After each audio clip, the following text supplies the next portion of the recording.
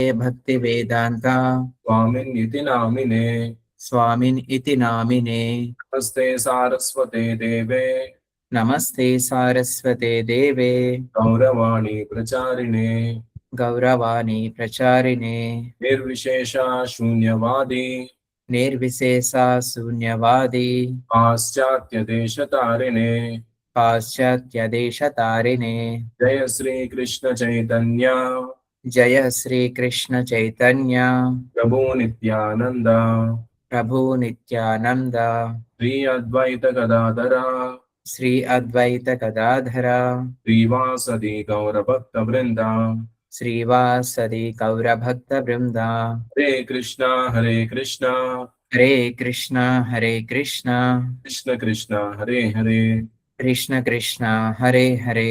హరే రామ హరే రామ హరే రామ హరే రామ రామ రామ హరే హరే రామ రామ హరే హరే. శ్రీ శ్రీ రాధా గోవింద్ కి జై నితాయ్ గౌరాంగ్ కి జై లక్ష్మీ నరసింహ స్వామి కి జై విశ్వగురు శిల ప్రభుపాద్ కి జై. హరే కృష్ణ. భక్తులందరికీ ప్రణామాలు.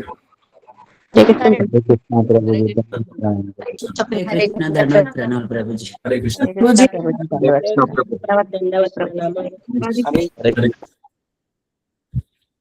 So Prabhu, shall we start with the shloka recitation?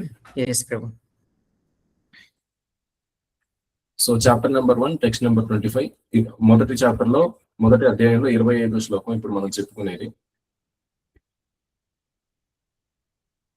భీష్మద్రోణ ప్రముఖతః భీష్మద్రోణ ప్రముఖతః సర్వేషాం చ మహీక్షితాం సర్వేషాం చ మహీక్షితాం. ఉవాచ పార్థ పశ్యైతాన్ ఉవాచ పార్థ పశ్యైతాన్ సమవేతాన్ కురునితి. సమవేతాన్ కురునితి. Yeah, please proceed with the translation and purport, Prabhu. Yes Prabhu. భీష్ముడు, ద్రోణుడు మరియు ఇతర భూపాలకుల సమక్షమున భగవానుడు ఇట్లు పలికెను. ఓ పార్థ, ఇక్కడ సమావేశమైన కురు వంశీయులందరినీ చూడుము. భాష్యం ప్రభు. సమస్త జీవులలో నెలకొనినట్టి పరమాత్మగా శ్రీకృష్ణ భగవానుడు అర్జునుడి మనస్సులోని ఆలోచనలు గ్రహించగలిగెను. ఈ సందర్భములో హృషికేశ అను పద ప్రయోగము భగవానుడు సమస్తమును ఎరుగునని సూచించును. అర్జునుడి విషయములో పార్థ లేక కుంతీపుత్రుడు లేదా పృథ అను పదము కూడా అట్లే ప్రాధాన్యతను కలిగి ఉండెను. అర్జునుడు తన తండ్రి వసుదేవుని సోదరి అయిన పృథకు పుత్రుడగుట చేత ఒక మిత్రునిగా తాను అతనికి సారథి అయ్యేందుకు అంగీకరించితినని శ్రీకృష్ణుడు చెప్పదలిచెను. కురు వంశీయులందరినీ చూడుము అని అర్జునుడితో శ్రీకృష్ణుడు పలుకొటలోని ఉద్దేశమేమిటి? అర్జునుడు అక్కడే యుద్ధమును నిలిపివేయదలిచిన శ్రీకృష్ణుడు తన మేనత్త కుమారుడైన అర్జునుడు అట్లు చేయుటను ఎన్నడూ కోరుకొనడు. ఆ విధముగా అర్జునుడి మనోభావమును ముందుగానే స్నేహపూరితమైన హాస్య ధోరణిలో శ్రీకృష్ణ భగవానుడు ప్రకటించెను. ఇప్పుడు ఇక్కడ చూసుకుంటే ఈ శ్లోకానికి ముందు మనం చర్చించుకున్న విషయం ఏంటంటే, మరి శ్లోకానికి ముందు వచ్చేసి మనం చెప్పుకున్న విషయం ఏంటి? సేనయోర్ ఉభయోర్ మధ్య రథం స్థాపయమేచ్చుక. ఇది శ్రీకృష్ణుడికి అర్జునుడు చెప్పిన మాట అన్నమాట.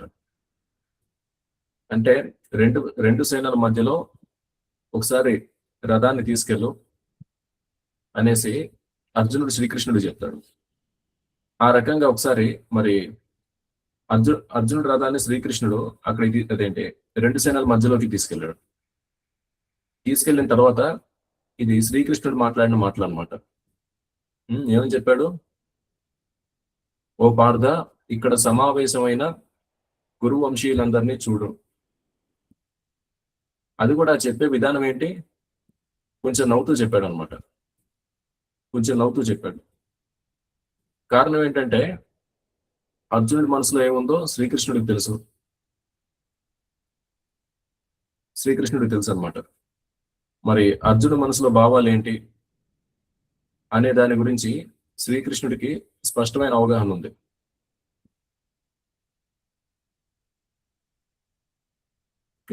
మరి అదేంటనేది will come to know in next verse. So Prabhu, now we are continuing to recite Yes, another Prabhu. శ్లోకం. Yes. తత్ర పశ్యత్ స్థితాన్ పార్థ Tatra pasyat sthitan partha పితృనదా పితామహాన్ pitrunatha pitamahan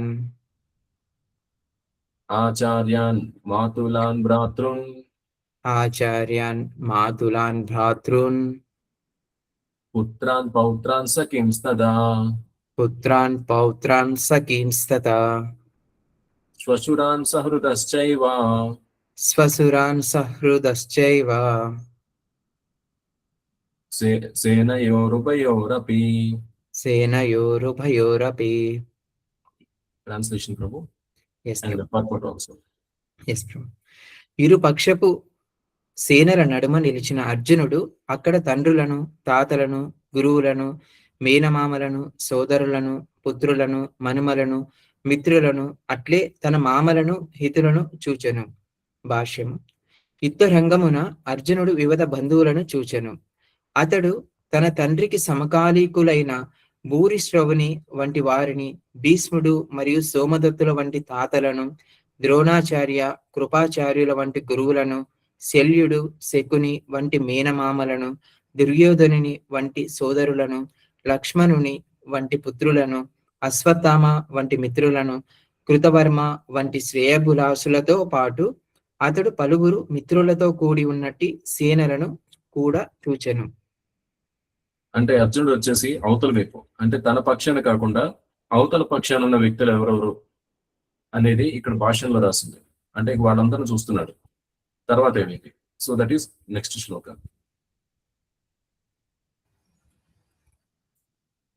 తాన్ సమీక్ష్య కౌంతేయ తాన్ సమీక్ష్య కౌంతేయ సర్వాన్ బంధూనవస్థితాన్ సర్వాన్ బంధూనవస్థితాన్ కృపయా పరయా విష్ణు కృపయా పరయా Vishnu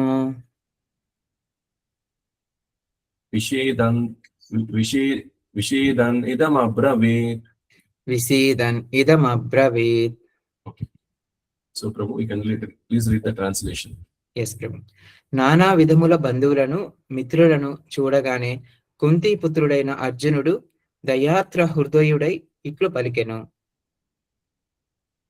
so next one. Yes ప్రభు. అర్జున ఉవాచ అర్జున ఉవాచ దృష్ట్వేమం స్వజనం కృష్ణ దృష్ట్వేమం స్వజనం కృష్ణ యుయుత్సం సమపస్థితం యుయుత్సం సముపస్థితం సీదంతి మమ గాత్రాణి సీదంతి మమ గాత్రాని ముఖం చ పరిశుష్యతి. ముఖం చ పరిశుష్యతి. So translation and purport. Yes Prabhu. అర్జునుడు పలికెను, ప్రియమైన ఓ కృష్ణ, యుద్ధోత్సాహముతో నా ఎదుట నిలిచి ఉన్నట్టి మిత్రులను, బంధువులను చూచి నా శరీరవయవాలు కంపించుతున్నవి, నోరు శుష్కించిపోతున్నది. భాష్యం. భగవానుని పట్ల నిష్కపట భక్తి కలిగిన ఏ వ్యక్తిలోనైనా సత్పురుషులు లేక దేవతలలో కనిపించు సమస్త సద్గుణాలు గోచరించును. భక్తుడు కానట్టివాడు విద్య మరియు నాగరికతల ద్వారా ఎంతటి లౌకిక అర్హతలను సాధించినను అతనిలో దేవతా గుణాలు లోపించి ఉండును. కనుక తమలో తాము పోరాడుకునేందుకు నిశ్చయించుకొనిన దాయాదులను, మిత్రులను, బంధువులను చూడగానే అర్జునుడి హృదయము వారి పట్ల జాలితో నిండిపోయెను. ఆరంభము నుండి తమ పక్షములోని సైనికుల పట్ల అతడు జాలిని కలిగి ఉండెను. అంతేకాకుండా శత్రుపక్షములోని సైనికులకు నిశ్చయమైన మరణమును చూచి వారి పట్ల కూడా జాలిని పొందెను. అతడు అట్లు యోచిస్తుండగా అతని శరీర అవయవాలు కంపించసాగెను, నోరు శుష్కించిపోసాగెను. వారి యుద్ధోత్సాహమును చూచిన అతడు పూర్తిగా ఆశ్చర్యంకు గురయ్యను. దాదాపు రాజవంశమంతయు అనగా రక్త సంబంధీకులైన బంధువుల సమూహం అంతయు అతనితో యుద్ధము చేయుటకు వచ్చి ఉండెను. దయాత్ర హృదయుడైన అర్జునుడికి ఈ విషయం కలత కలిగించెను. ఇక్కడ పేర్కొనబడకపోయినను అతని శరీర అవయవాలు కంపించుట, నోరు శుష్కించిపోవుటయే కాకుండా అతడు జాలితో రోధిస్తుండునని విషయమును కూడా ఒకరు ఇక్కడ సులభముగా ఊహించవచ్చును. అర్జునుడి ఇట్టి లక్షణాలకు అతని కోమల హృదయమే కారణము, అంతేకాని బలహీనత కాదు. అట్టి కోమల హృదయము శుద్ధ భక్తుడి లక్షణము కనుకని శ్రీమద్ భాగవతములో ఈ విధముగా చెప్పబడెను. This shloka will recite together, Prabhu. Yes, Prabhu. Yasyasti bhagavarбhakti. Yasyasti bhagavarбhakti. Okay. Yasyasti bhagavarбhaktir. Yasyasti bhagavarбhaktir. Akinchana sarvairguna. Akinchana sarvairguna. I think, Prabhu, this shloka which is, I think we need to recite only in two parts. Okay, okay, Prabhu. Yeah. Yasyasti bhagavarбhaktir akinchana. Yasyasti bhagavarбhaktir akinchana. Sarvairgunaiस्तत्र samasate surah. Sarvairgunaiस्तत्र samasate surah. हरावभक्तस्य कुतो. हरावभक्तस्य कुतो. महद्गुणा मनोरथेन नासति धावतो बहिः. महद्गुणाः मनोरथे नासति धावतो बहिः. Okay. Translation, Prabhu. Yes, Prabhu. దేవాది దేవుని పట్ల అచంచలమైన భక్తి కలిగిన వారు దేవతల సమస్త సద్గుణాలను కలిగి ఉందురు. అలా కాకుండా భగవంతుని పట్ల భక్తి లేని వారు అల్పమైన లౌకిక గుణాలను మాత్రమే కలిగి ఉందురు. ఎందుకనగా వారు మానసిక స్థితిలో వర్తిస్తూ మిరమిట్లు గొలిపే భౌతిక శక్తి చేత నిశ్చయంగా ఆకర్షించబడుతురు. సో భగవద్గీతలో వచ్చేసి ఇప్పుడు మనం చదువుకున్న శ్లోకాలు ఏదో మొదటి అధ్యాయంలోవి, లేకపోతే సరే మొదటి అధ్యాయంలో ఉండే శ్లోకాలన్నీ వచ్చేసి ఏదో యుద్ధం ప్రారంభం సమయంలో పరిస్థితి ఎలా ఉంది, అందరూ సమావేశమైనప్పుడు పరిస్థితి ఏంటి అనే విషయాలు చెప్తున్నారు. అదంతా సరే. కానీ ఒక్కొక్క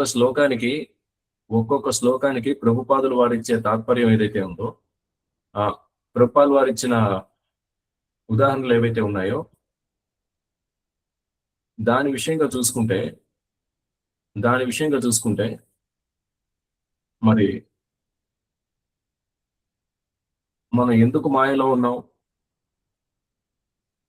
లేకపోతే ఏది సరైన మానసిక స్థితి, ఏది సరైన మానసిక స్థితి కాదు అనేది మనకు మొదటి అధ్యాయంలో కూడా అర్థమైపోతుంది. మొత్తం 18 అధ్యాయాలు ఉన్నాయి భగవద్గీతలో. ఈ 18 అధ్యాయాల్లో మొదటి అధ్యాయంలో కొన్ని శ్లోకాలకు సంబంధించి ఆ తాత్పర్యం ఏదైతే ఉందో అందులో కూడా చాలా గొప్ప జ్ఞానం ఉంది. అయితే మరి అది ఎవరికి అర్థమవుతుందంటే అది చదివే వ్యక్తి ఏకాగ్రతను బట్టి ఉంటుంది. మరి భగవద్గీతని one has to read Bhagavad Gita in a scrutinizing manner. Scrutiny అంటే ఏంటి? స్క్రూటినీ అంటే మరి పరిశీలించడం అంటే సాధారణంగా కాదు. మరి ప్రతి చిన్న విషయాన్ని పరిశీలించుకుంటూ వెళ్ళడం. భగవద్గీతను చదివే విధానం ఆ రకంగా ఉండాలన్నమాట. It is in a scrutinized manner. ఇప్పుడు ఈ శ్లోకంలో చూసుకుంటే కనుక మరి మనం ఏ శ్లోకం నుంచి అయితే మనం ఈ రిసైటేషన్ అనేది మొదలు పెట్టామో, ఏ శ్లోకం నుంచి అయితే మనం చదువుకోవడం మొదలు పెట్టామో, మరి అది ఏ రకంగా మొదలైంది? శ్రీకృష్ణుడు వచ్చేసి 2 సేనల మధ్యలోకి రథాన్ని తీసుకొచ్చాడు. అలాగే అర్జునుడు మనసులో ఏమనుకుంటున్నాడు అనేది కూడా శ్రీకృష్ణుడికి అవగాహన ఉంది. అందుకే నవ్వుతూ అన్నాడు అనమాట. సరే, మరి 2 సేనల మధ్యలోకి రథాన్ని తీసుకురమ్మన్నావు, ఒకసారి చూసుకో, మీ వాళ్ళందరినీ చూసుకో అని చెప్పేసి కొంచెం నవ్వుతూ హాస్యాస్పదంగా అన్నాడు అనమాట. ఎందుకంటే అర్జునుడు లోపల జాలిపడుతున్నాడు సంగతి శ్రీకృష్ణుడికి తెలుసు. మరి శ్రీకృష్ణుడి పొజిషన్ ఏంటి, శ్రీకృష్ణుడి స్థానం ఏంటి అనేది ఇక్కడ చాలా ముఖ్యం. ఇది ముఖ్యంగా మనం అర్థం చేసుకోవాల్సిన విషయం. మొత్తం భగవద్గీత కావచ్చు, భాగవతం కావచ్చు, చైతన్య చరితామృత కావచ్చు, అలాగే మరి వేదాలు ఉన్నాయి, వైదిక శాస్త్రాలు ఉన్నాయి. అవన్నీ చదివేసి మీరు సాధించాల్సింది ఏంటి జీవితంలో? అవన్నీ చదివేసి అవన్నీ చదివి అర్థం చేసుకుని మీరు సాధించాల్సిన ఘనకార్యం ఏంటి అంటే అది 15వ అధ్యాయంలో 15వ శ్లోకంలో ఉంది. సర్వస్య చాహం హృది సన్నివిష్టో మత్తః స్మృతిర్ జ్ఞానం అపోహనం చ వేదైశ్చ సర్వే అహమేవ వేద్యో. చివరి లైన్, అందులో ఉన్న చివరి లైన్ వచ్చేసి ఇప్పుడు ఈ ప్రశ్నకు సమాధానం. మూడో లైన్, వేదైశ్చ సర్వే అహమేవ వేద్యో. చివరి లైన్ వచ్చేసి వేదాంతకృత్ వేద విదేవ చాహం. మూడో లైన్ ఏంటి? వేదైశ్చ సర్వే అహమేవ వేద్య. అంటే వైదిక శాస్త్రాలు అన్ని చదివి మనందరం సాధించాల్సిన ఘనకార్యం ఏదైనా ఉందా అంటే అది శ్రీకృష్ణ భగవానుడిని అర్థం చేసుకోవడం. శ్రీకృష్ణ భగవానుడిని అర్థం చేసుకోవడం అనేది మనం సాధించాల్సిన అతి గొప్ప ఘనకార్యం. మరి శ్రీకృష్ణ భగవానుడిని అర్థం చేసుకుంటే ఏమవుతుంది? దీనికి సమాధానం ఏంటి?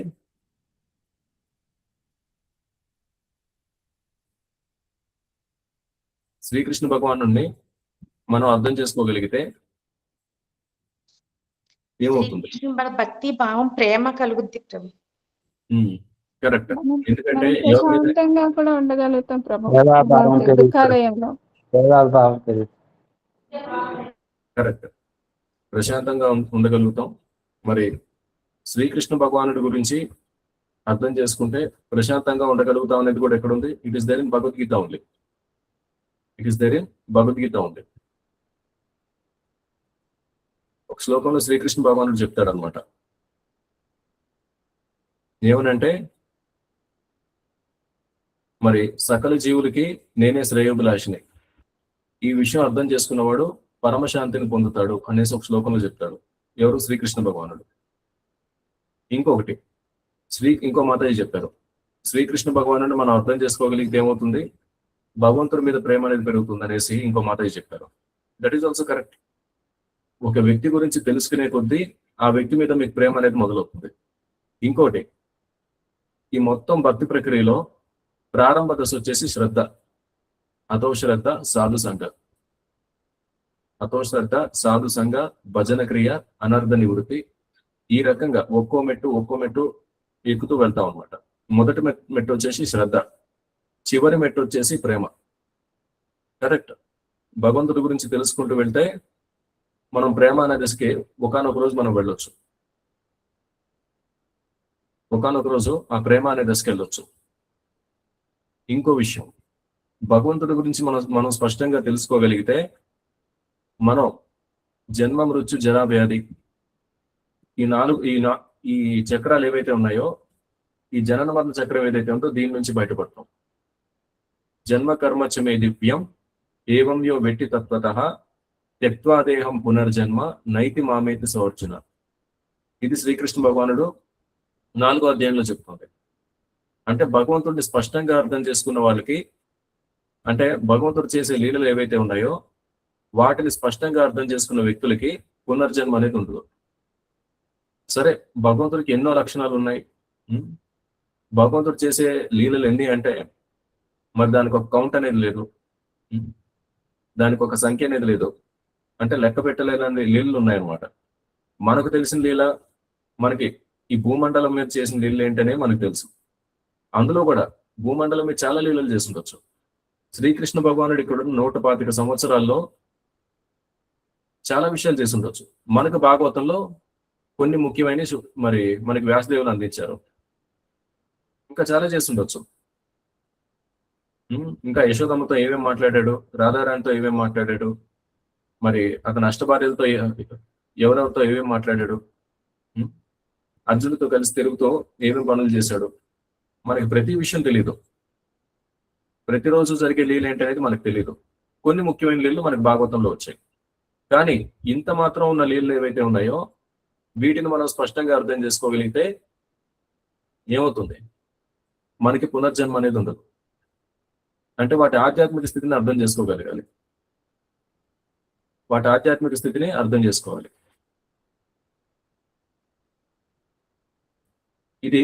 ఇది ముఖ్యమైన విషయం అన్నమాట. ఇది ముఖ్యమైన విషయం. మరి ఈ రకంగా భగవంతుడి లీలల ఆధ్యాత్మిక స్థితి అంటే భగవంతుడికి సంబంధించిన లక్షణాల్లో ఒక్క లక్షణం మనం అర్థం చేసుకునే ప్రయత్నం చేద్దాం. ఒకసారి మనం పైకి వెళ్తే కనుక will go to first Shloka what we have recited today. ఒక్కటి మనం అర్థం చేసుకునే ప్రయత్నం చేద్దాం.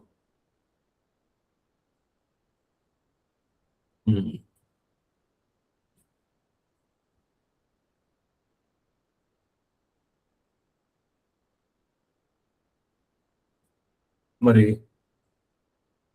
ఈ తాత్పర్యంలో చివరి లైన్ చూస్తే ఆ విధంగా అర్జునుడి మనోభావమును ముందుగానే స్నేహపూరితమైన హాస్య ధోరణిలో శ్రీకృష్ణ భగవానుడు ప్రకటించను. ఈ ఒక్క లైన్లో చాలా మీనింగ్ ఉంది. సరే, అర్జునుడితో కొంచెం నవ్వుతూ మాట్లాడడం అనేది పక్కన పెడితే అర్జునుడి మనోభావాన్ని గుర్తించడం. అయితే ఇక్కడ శ్రీకృష్ణుని చూస్తే గనక మరి ఒకళ్ళ మనోభావాన్ని కాదు, కేవలం ఒక వ్యక్తి మనోభావాన్ని గుర్తించడం మాత్రమే శ్రీకృష్ణుడి సామర్థ్యాన్ని కొలమానం కాదనమాట. భగవంతుడు ఏ రకంగా అనంతుడు, భగవంతుడికి అంటే శ్రీకృష్ణ భగవానుడు దేవాది దేవుడు అనే స్థానం ఏ రకంగా ఉంది అనేది ఇప్పుడు మనం ఒక చిన్న ఉదాహరణతో అర్థం చేసుకుందాం. ఇప్పుడు ఇక్కడ చూస్తే అర్జునుడు కృష్ణుడు కేవలం ఇద్దరు వ్యక్తులు ఏదో మాట్లాడుకుంటున్నారు. మరి అవతల వ్యక్తి మనస్తత్వం ఏంటి, అవతల వ్యక్తి మనసులో ఏముంది, ఈ వ్యక్తి అర్థం చేసుకున్నాడు. ఈ రకంగా మాట్లాడుకోవడం చాలా సింపుల్ గా ఉంది. That is correct only. మరి ఇప్పుడు అర్జునుడిని కృష్ణుడిని పక్కన పెట్టేస్తే ఇప్పుడు మన విషయానికి వద్దాం. ఒక ఇద్దరు వ్యక్తులు మాట్లాడుకుంటున్నాం. నారాయణ స్వామి ప్రభు నేను మాట్లాడుకుంటున్నాం. మరి నేను మాట్లాడే మాటల్లో ఉద్దేశం ఏంటనేది నారాయణ స్వామి ప్రభుకి అర్థం అవ్వచ్చు. మరి నారాయణ స్వామి ప్రభు మాట్లాడే మాటలను బట్టి మరి ప్రభు ఎలా ఉన్నారు, ఉత్సాహంగా ఉన్నారా, లేకపోతే బాధతో మాట్లాడుతున్నారా, లేదా ఏ రకమైన గొంతుతో మాట్లాడుతున్నారు, వీటిని బట్టి ప్రభు మనసులో ఏమనుకుంటున్నారు అనేది నేను ఒక అంచనా వేయచ్చు. అలాగే నా మనసులో నేనేమనుకుంటున్నాను అనేది ప్రభు ఒక అంచనా వేయచ్చు. అంతే తప్ప నా మనసులో ప్రతి ఆలోచన ప్రభువుకు తెలిసే అవకాశం లేదు. అలాగే ప్రభు మనసులో ఉన్న ప్రతి ఆలోచన నాకు తెలిసే అవకాశం లేదు. ఇది ఇద్దరు వ్యక్తుల సంగతి. ఇప్పుడు కొంచెం పెద్ద ఉదాహరణకి వెళ్దాం.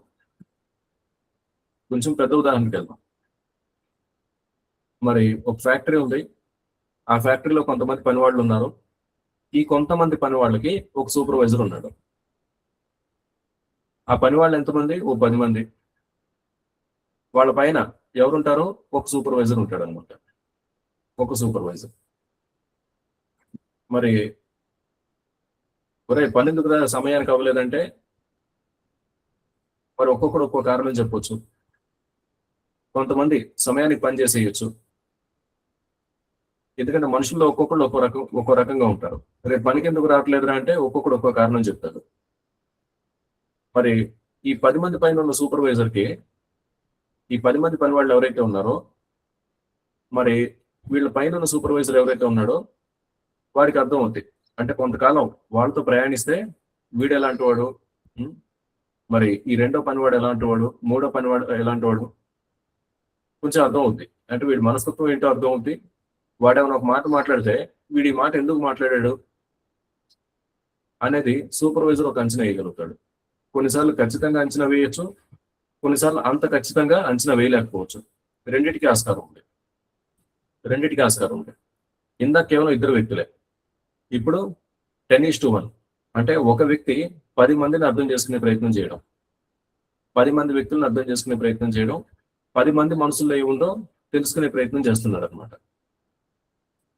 ఓకే, మరి ఈ 10 మంది వర్కర్స్ ఎవరైతే ఉన్నారో ఈ 10 మంది వర్కర్స్ మరి వీళ్ళ మనసుల్లో ఏముందో తెలుసుకోవడానికి సూపర్వైజర్కి ఇంకో వ్యక్తి సహాయం అవసరమైందా? అవసరం పడలేదా? దీనికి సమాధానం ఏంటి? పడలేదు. ఎందుకు? వాళ్ళతో డైరెక్ట్ గా మాట్లాడుతున్నాడు. ఇప్పుడు ఇంకొంచెం పైకి వెళ్దాం. ఇంకొంచెం పైకి వెళ్దాం.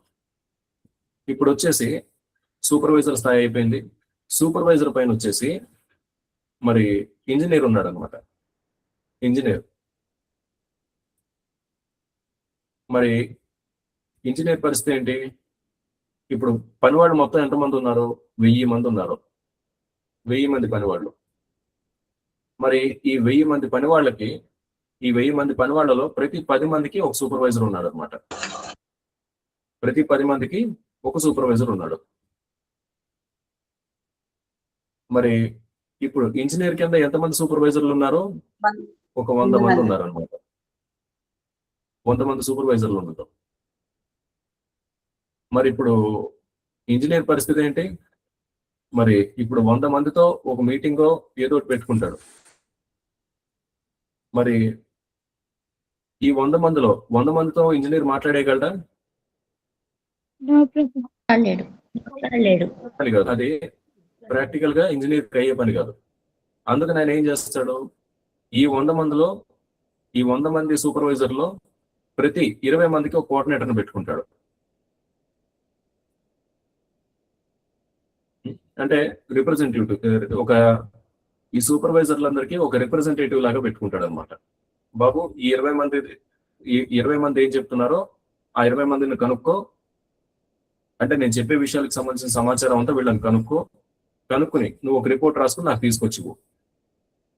ఆ రకంగా ప్రతి 20 మంది సూపర్వైజర్ల నుంచి ఒక సూపర్వైజర్ కొంచెం కోఆర్డినేటర్ గా ఉంటాడు అనమాట.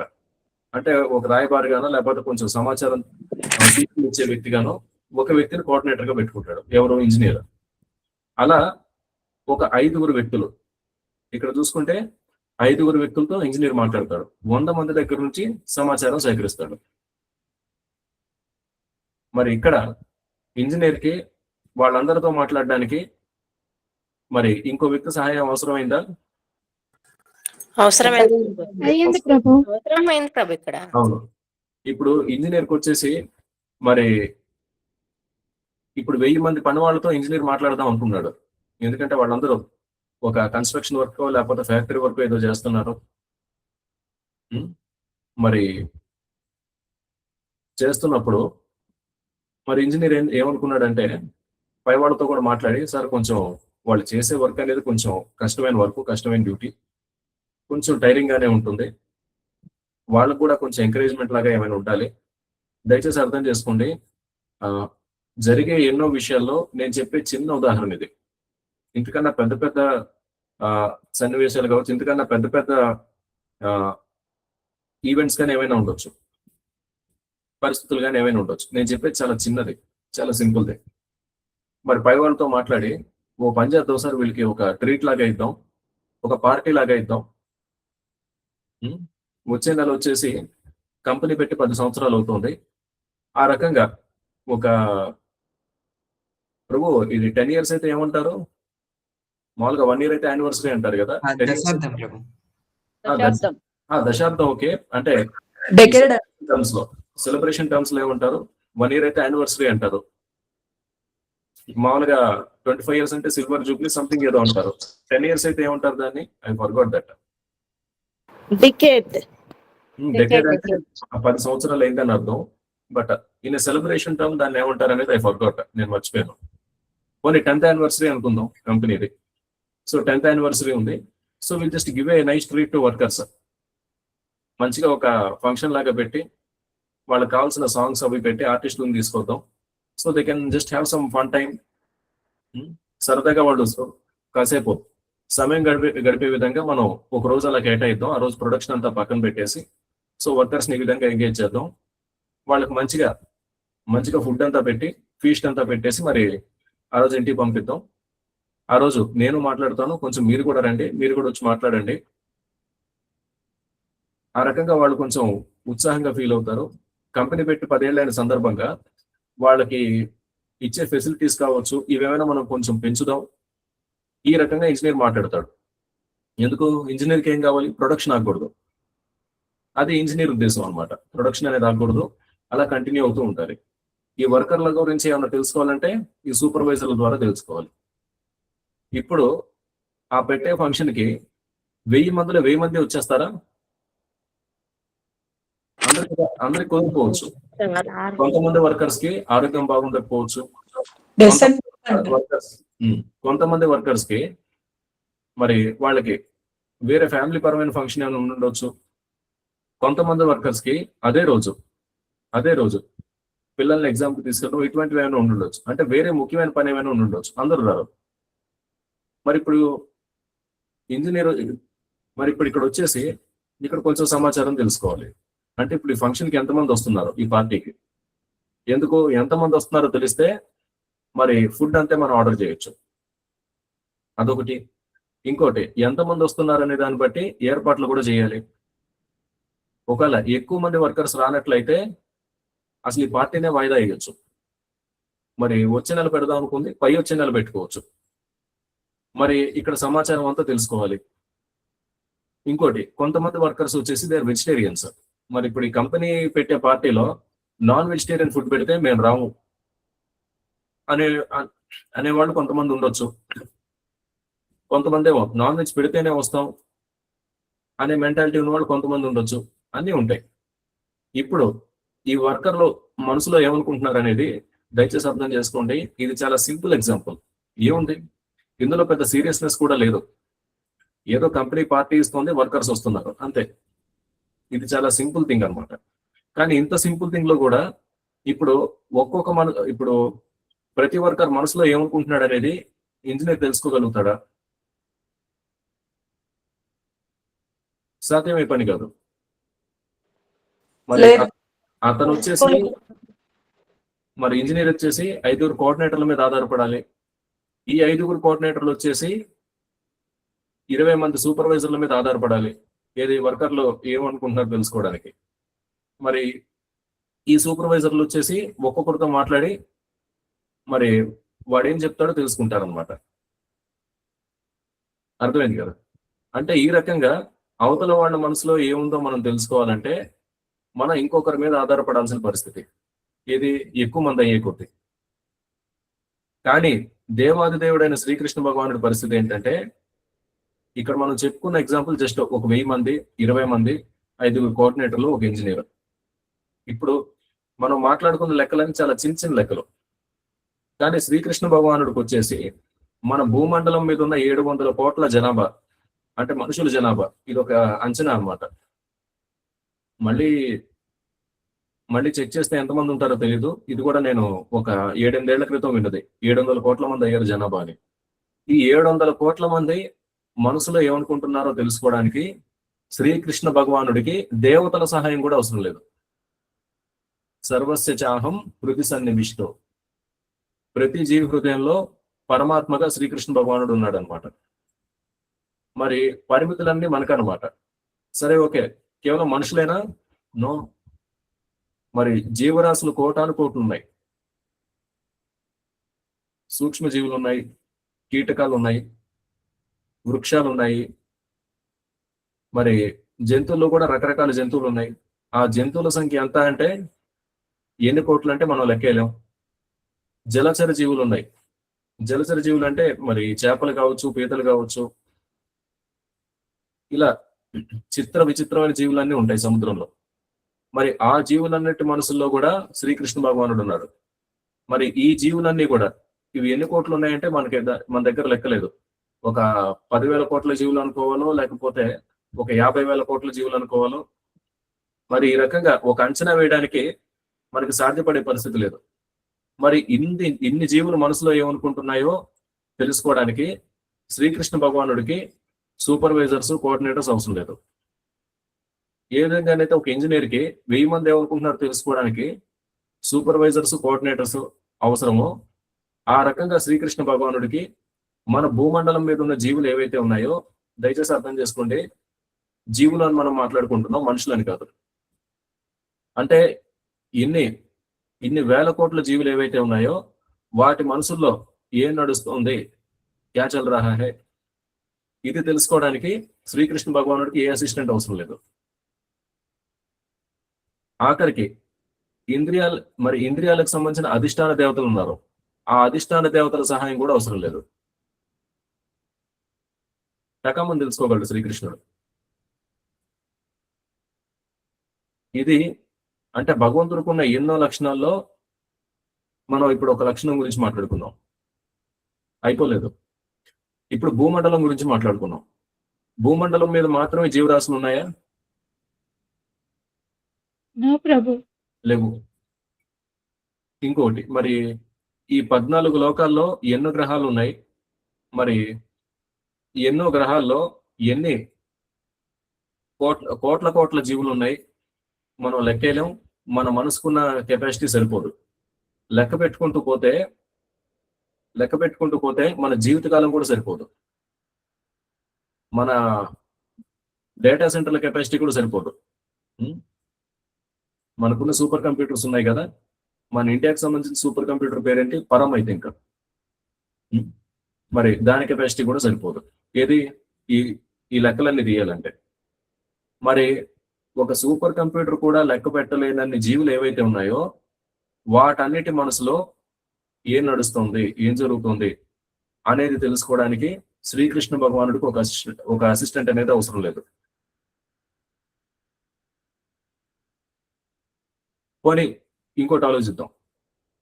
ఈ సూపర్వైజరే ఉన్నాడు, వీడు 10 మంది పనులతో మాట్లాడుతున్నాడు. ఇప్పుడు ఈ 10 మంది ఒకేసారి మాట్లాడటం మొదలు పెడతారు. వాళ్ళందరూ ఒకేసారి మాట్లాడటం మొదలు పెట్టినప్పుడు సూపర్వైజర్కి ఏమన్నా అర్థం అవుతుందా? ఏం అర్థం అవుతుంది? ఆ 10 మంది ఎవరెవరు ఏం చెప్తున్నారో సూపర్వైజర్ అర్థం చేసుకోగలరా? There is no possibility. అందరూ మాట్లాడుతుంటే, ఒరే నువ్వు ఆగరా, ఒరే మీరందరూ ఆగండి, ఒరే నువ్వు చెప్పు, వీడు చెప్పడం అయిపోయిన తర్వాత ఒరే నువ్వు మాట్లాడు. ఈ రకంగా ఒక్కొక్క వ్యక్తితో మాట్లాడుతూ విషయాన్ని అర్థం చేసుకునే ప్రయత్నం చేస్తాడు. అది ఒక జీవుడి కెపాసిటీ. కానీ శ్రీకృష్ణ భగవానుడి పరిస్థితి ఏంటి? ఇలా మనం కాదు, సూపర్ కంప్యూటర్లు కూడా లెక్క పెట్టలేనన్ని జీవులు ఏవైతే ఉన్నాయో ఈ 14 లోకాల్లో, వాటన్నిటి మనసుల్లో ఏముందో అవి మాట్లాడాల్సిన అవసరం లేకుండా, పైకి చెప్పాల్సిన అవసరం లేకుండా,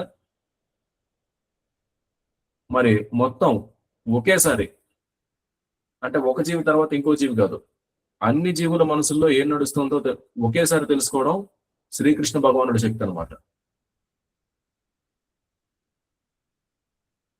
అది శ్రీకృష్ణ భగవానుడి శక్తి. ఇది భగవంతుడి గురించి మనం తెలుసుకోవాల్సిన విషయాలు. ఇవి మనం భగవంతుడి గురించి అర్థం చేసుకోవాల్సిన విషయాలు అన్నమాట. అంటే భగవంతుడికి అర్థం చేసుకునే శక్తి ఎంత అంటే, ఇది మనం వేస్తున్న ఒక అంచనా. మనం అంచనా వేయలేనంత శక్తి భగవంతుడికి ఉంది. అర్థమవుతుంది కదా అందరికి? మరి భగవద్గీత చదవడం ఎలాగంటే ఈ రకంగా మనం ఒక్కొక్కటి అర్థం చేసుకుంటూ చదవాలి. ఇంకా మరి భగవద్గీత లోతుగా అర్థం అవడం, లేకపోతే మరి శాస్త్రానికి సంబంధించిన విషయాలు అనేవి తెలుసుకోవడం వచ్చేసి అవి భక్తుల సాంగత్యంలోనే సాధ్యం అవుతుంది. అతో శ్రద్ధ సాధు సంఘ. ముందు శ్రద్ధ, నమ్మకం ఉండాలి. తర్వాత సాధు సంఘ అంటే భక్తుల సాంగత్యంలోకి రావాలి. తర్వాత భజన క్రియ అంటే భగవంతుడికి మనం చేసే సేవ. భజన క్రియ తర్వాత, అంటే భజన క్రియతో మొదలయ్యే ఈ ప్రక్రియ ఏంటి? అనర్థ నివృత్తి. అప్పుడు చేతో దర్పణ మార్జనం అనేది అవుతుంది. అంటే మన చిత్తం అనేది ఏదైతే ఉందో మరి అది క్లీన్ అవడం మొదలవుతుంది అన్నమాట. మనకున్న మానసిక కల్మషాలన్నీ ఒక్కొక్కటిగా తొలగడం అనేది మొదలవుతుంది. ఇది మనం అర్థం చేసుకోవాలి. ఓకే, ఇక తర్వాత మరి ఇక అక్కడ ఉన్న వాళ్ళందరినీ చూశాడు. ఎవరు? అర్జునుడు అవతల వైపు, ద్రోణాచార్యుడు, కృపాచార్యుడు, శల్యుడు, శకుని, దుర్యోధనుడు, వీళ్ళందరినీ చూశాడు అనమాట. ఇక తర్వాత ఇక అర్జునుడికి వచ్చేసి బాగా జాల అనేది వచ్చేసింది వీళ్ళందరినీ చూసిన తర్వాత. ఇక్కడ ఇంకో విషయం అర్థం చేసుకోవాలి. ఇప్పుడు మనం చూస్తున్న శ్లోకం ఏదైతే ఉందో, మరి యుద్ధం చేయాలనే ఉత్సాహంతో ఉన్న బంధువుల్ని, మిత్రుల్ని చూసి నా శరీర అవయవాలు కంపించుచున్నవి. అంటే నాకు బాడీ మైండ్ రెండు పనిచేయడం లేదు, నోరు కూడా ఎండిపోతుంది. అంటే అర్జునుడికి విపరీతమైన దుఃఖం అనేది వచ్చింది.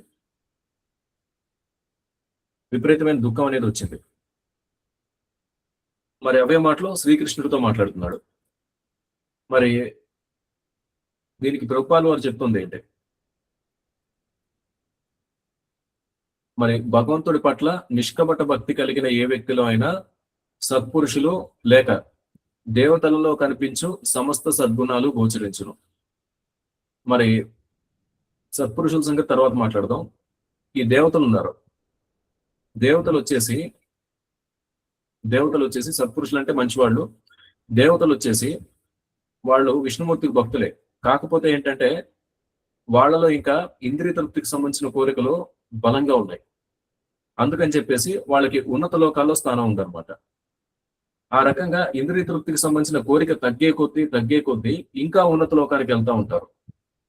ఆ రకంగా చివరికి వాళ్ళకి తపలోకం, ఇక తర్వాత బ్రహ్మలోకం, ఆ పైలోకాలకి వెళ్తారు. ఎవరైనా బ్రహ్మలోకం దాకా వెళ్ళారంటే ఇక వాళ్ళు they are almost perfect. They are just waiting for their liberation. అంటే ముక్తి కోసం జస్ట్ ఎదురు చూస్తున్నారు అనమాట. బ్రహ్మలోకం దాకా ఏ జీవుడైనా వెళ్ళాడంటే ఇంకా వాడు చాలా గొప్ప వ్యక్తి అని అర్థం. ఓకే.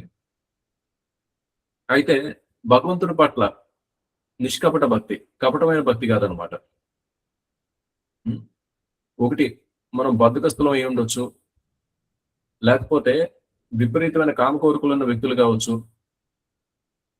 లేకపోతే ధనం మీద, లేకపోతే ఆస్తుల మీద, సంపద మీద విపరీతమైన వ్యామోహం ఉన్న వ్యక్తులం కావచ్చు. మనం ఏమైనా కావచ్చు.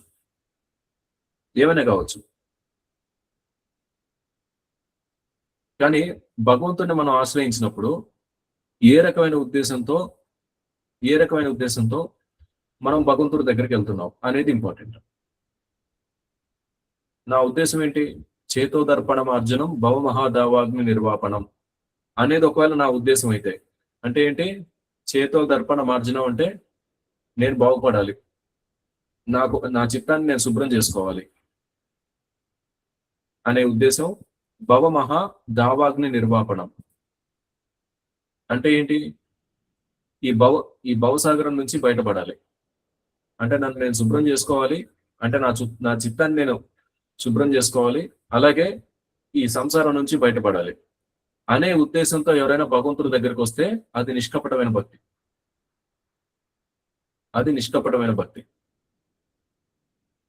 లేదు మరి నాకేమో రకరకాల కోరికలు ఉన్నాయి,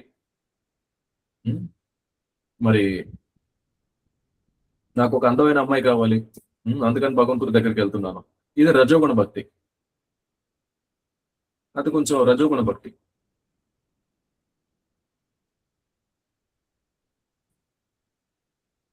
ఇంకా నాకెవడో నచ్చలేదు, వాడికి నాకు ఏవో గొడవలు ఉన్నాయి, భగవంతుడి దగ్గరికి వెళ్తున్నాను. భగవంతుడి దగ్గరికి వెళ్ళిపోయి, భగవంతుడా నీకు కావాలంటే ఇంకో 10 కొబ్బరికాయలు ఎక్కువ కొడతాను, వచ్చే సంవత్సరం నాటికి వాడు పూర్తిగా నాశనం అయిపోయేలా చూడు, వాడి జీవితంలో సర్వనాశనం అయిపోయేలా చూడు అని చెప్పేసి ఇప్పుడు నేను ప్రార్థిస్తున్నాను అనమాట. ఇది వచ్చేసి రజోగుణం తమోగుణం రెండు కలిపిన భక్తి అనమాట. సరే, ఇది అసలు భక్తే కాదు, దీన్ని భక్తి అని చెప్పలేం, దీన్ని ఎవడో భక్తి అని చెప్పడు, దీన్ని భక్తి అని చెప్పరు ఎవరు. ఇది ఎట్లా అంటే ఒక రౌడీ దగ్గరికి వెళ్ళి వాడి కాళ్ళు చేతులు ఎరగొట్టు అని చెప్పడంతో సమానం. అంటే వీడి దృష్టిలో భగవంతుడు ఏంటంటే ఒక పెద్ద రౌడీ, ఇది వాడి చైతన్యం. ఇది నిష్కపటమైన భక్తి కిందకి రాదు. అంటే భగవంతుడు అంటే ఎవరు? సర్వలోక మహేశ్వరం సుహృదం సర్వభూతానం. అన్ని జీవులకి శ్రీకృష్ణుడు ఎవరు? సుహృదం అంటే ఏంటి? శ్రేయోభిలాషి.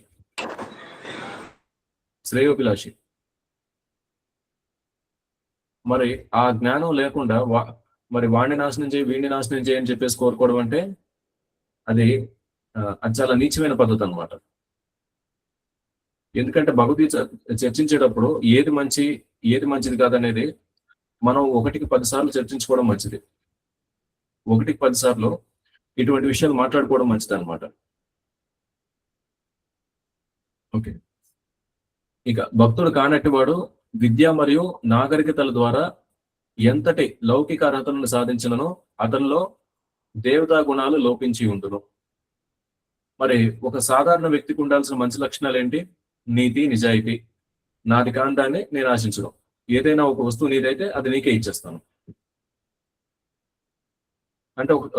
అంటే భగవంతుడు భక్తి ఇవన్నీ పెద్ద పెద్ద విషయాలు, ఇవన్నీ పక్కన పెట్టేయండి. సాధారణ విషయాలు మాట్లాడుకుంటే, మరి సమాజంలో ఒక వ్యక్తి ఉన్నాడంటే ఆ వ్యక్తి నుంచి మరి సమాజం కావచ్చు, లేదా ఒక సాటి వ్యక్తి కావచ్చు, మనం కావచ్చు, ఆశించే విషయాలు ఏంటి? నీతి, నిజాయితీ. నీది నువ్వు తీసుకో, నాది నాకు ఇచ్చేసేయి. కానీ వాస్తవానికి అన్ని భగవంతుడికి సంబంధించినవి, కానీ అది చాలా పై స్థాయి విషయం. కొంచెం కింద స్థాయిలోనే మాట్లాడుకుందాం.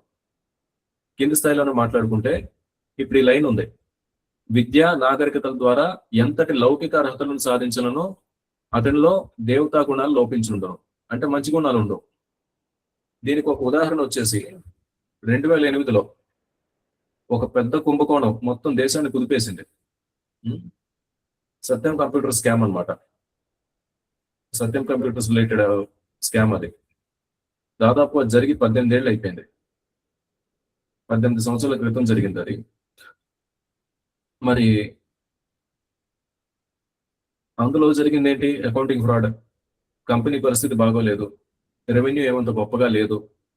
కానీ రెవెన్యూ అంతా బాగానే ఉంది, అంతా గొప్పగానే ఉందని చెప్పేసి 8 సంవత్సరాలుగా అకౌంట్స్ ని మ్యానిపులేట్ చేస్తూ, అంటే లేని లాభాలు ఉన్నట్టుగా, లేని టర్న్ ఓవర్ ఉన్నట్టుగా చూపిస్తూ లాభాలను మాత్రం పబ్లిక్ కి, ఎందుకంటే that is a listed company. Satyam computers అనేది ఇట్స్ ఎ లిస్టెడ్ కంపెనీ.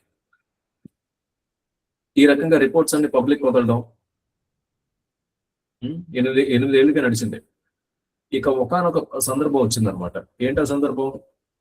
దీన్ని ఎక్కువ కాలం దాయలేని పరిస్థితి.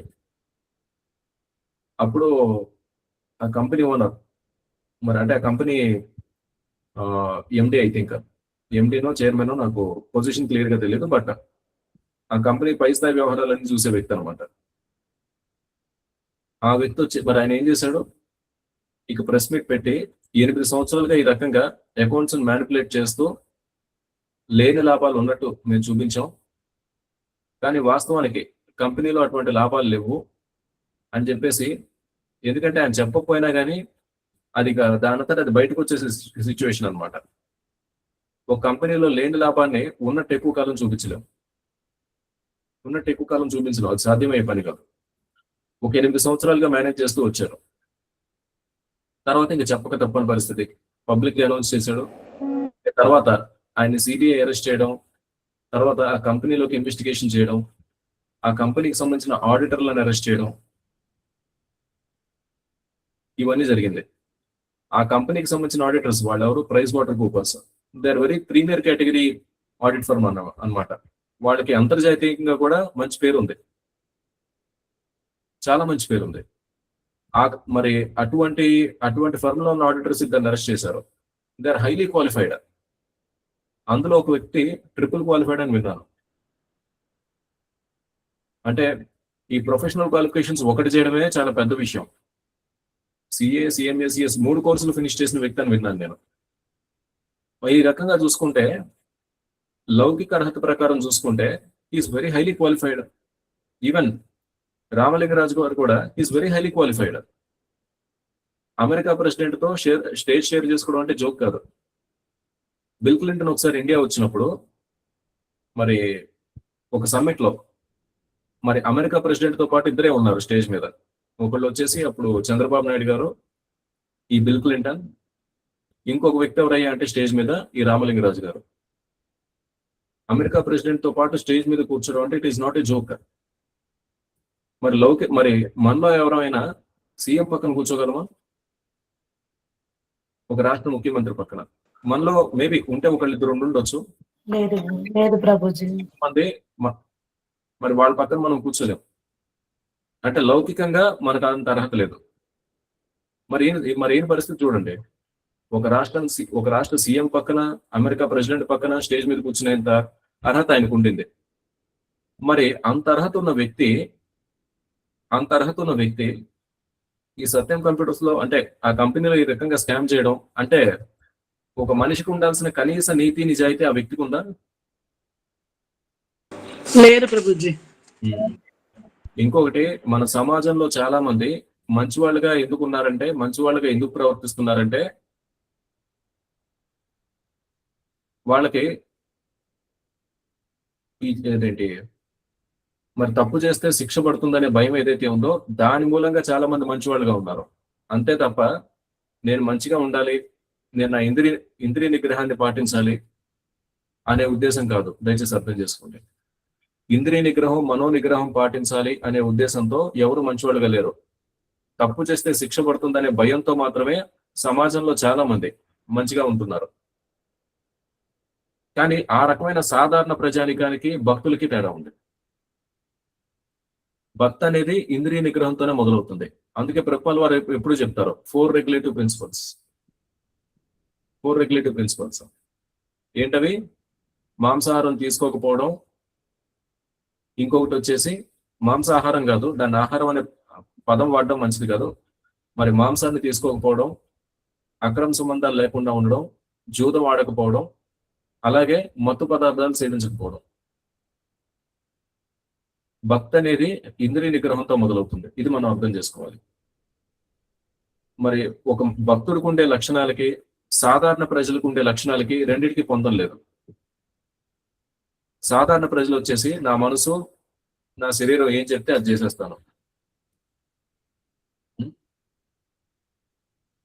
కనపడ్డ ప్రతి ల్యాండ్ నాకే కావాలి. అది మంచవని చెడవని, నాకు మంచి చెడుతో సంబంధం లేదు. నాకు వచ్చిన రజోగుణం నన్ను ఎలా నడిపిస్తే అలా వెళ్ళిపోతాను. రజోగుణం నా మనసును ఎలా నడిపిస్తే నేను అలా వెళ్ళిపోతాను. ఇది సాధారణ ప్రజానికానికి ఉండే బుద్ధి. మరి ప్రభుత్వ వ్యవస్థలతో ఢీ కొట్టే శక్తి నాకు లేదు, నేను మంచిగా ఉంటాను. లేదు, నా దగ్గర ఉన్న అర్థబలంతో, నాకున్న పలుకుబడితో నేను కొంచెం చేసుకోవచ్చు, ఓకే, ఇక నా రజోగుణం విచ్చలుడిగా పనిచేయడం మొదలవుతుంది. తప్పు చేస్తాను, లంచం ఇచ్చి మరి తప్పించుకుంటాను. తప్పు చేస్తాను, నా పలుకుబడితో శిక్ష పడకుండా తప్పించుకుంటాను. అంటే అవకాశం ఉంటే నేను మంచివాడిగా ఉంటాను, అవకాశం లేకపోతే నేను మంచివాడిగా ఉంటాను. కానీ అవకాశం ఉంటే 100 మందిని తొక్కైనా నాకు కావాల్సింది నేను చేసుకుంటాను. ఇది సాధారణ ప్రజలకు ఉండే లక్షణం. కానీ భక్తుడికి ఉండే లక్షణం ఏంటి? భక్తుడు కూడా అన్ని కావాలి. కానీ భక్తుడు ఏం ఆలోచిస్తాడు? ఈ 10 ఎకరాల స్థలం ఉంది, ఇక్కడ మంచిగా గుడి కడితే బాగుంటుంది కదా, లేదా ఈ 10 ఎకరాల స్థలం ఈ ఓనర్తో ఒకసారి మాట్లాడి ఇక్కడ భగవంతుడికి సంబంధించిన ఒక కార్యక్రమం చేద్దాం కదా. ఈ రకంగా భక్తుడు మనస్తత్వం ఉంటుంది. ఒక భక్తుడికి ఈ కనపడే సంపద ఇదంతా భగవంతుని భౌతిక శక్తి, ఇదంతా భగవంతుడి యొక్క భౌతిక శక్తి అనే ఆలోచనతో పనిచేస్తాడు అన్నమాట. ఇది ఇక్కడ మనం అర్థం చేసుకోవాలి. ఒక వ్యక్తి భక్తుడు అవడం అంటే ఇంద్రియ నిగ్రహం, మనో నిగ్రహంతో ఆ ప్రక్రియ మొదలవుతుంది. ఇంద్రియ నిగ్రహం, మనో నిగ్రహంతో మొదలయ్యే ప్రక్రియ భక్తి.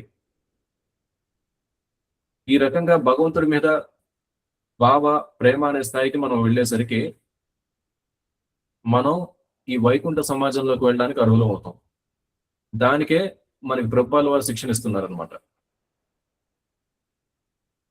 దానికే మన గురువు గారు మనకి శిక్షణ అనేది ఇస్తున్నారు.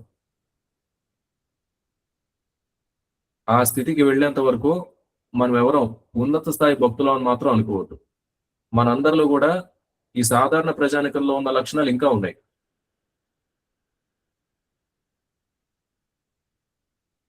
అఫ్ కోర్స్ మనం చేసే సాధన మూలంగా, మనం తెలుసుకునే జ్ఞానం మూలంగా ఒక్కొక్కటి పోతున్నాయి. అది వేరే విషయం. చేతో దర్పణ మార్జనం అనేది జరుగుతుంది. ఏ తామాం ప్రపద్యంతే తాం తదైవ భజామ్యహం. ఇప్పుడు ఇక్కడ మార్నింగ్ సెషన్ లో మీటింగ్ లో ఉన్న మనందరం మరి ఎవరి స్థాయిలో మనం వాడు భగవంతుడికి సేవ అనేది చేస్తున్నాం, ఎవరి స్థాయిలో మరి వాళ్ళం ఏకాగ్రత అనేది పెడుతున్నాం. ఇది జపం మీద కొంతమందికి తక్కువ ఏకాగ్రత ఉంటుంది, కొంతమందికి ఎక్కువ ఏకాగ్రత ఉంటుంది. ఆ స్థాయిలో తేడాలు అనేవి ఉంటాయి. మరి మోరల్లెస్ మనందరం వచ్చేసి ఈ రకమైన మనస్తత్వం నుంచి బయటపడే ప్రయత్నం చేస్తున్నాం. ఏ రకమైన మనస్తత్వం? నాకు అవకాశం ఉంటే నాకు కావాల్సిన విపరీతమైన కోరికలను తీర్చుకుంటాను, అవకాశం లేకపోతే నేను మంచివాడిగా ఉంటాను. ఈ రకమైన ఈ రకమైన మనస్తత్వం నుంచి మనందరం బయటపడే ప్రక్రియలో ఉన్నాం. మరి గురువు గారి మీద ప్రేమ, గురువు గారి మీద భక్తి ఏదైతే ఉందో దాని ద్వారా ఇంద్రియ నిగ్రహం, మనో నిగ్రహంతో మరి భగవంతుని మనం కొలుస్తున్నాం అన్నమాట. ఇది ప్రస్తుతం జరుగుతున్న ప్రక్రియ. అయితే దయచేసి అర్థం చేసుకోండి, మనం ఇంకా ఈ ప్రక్రియ ప్రారంభంలోనే ఉన్నాము. We are not advanced devotees.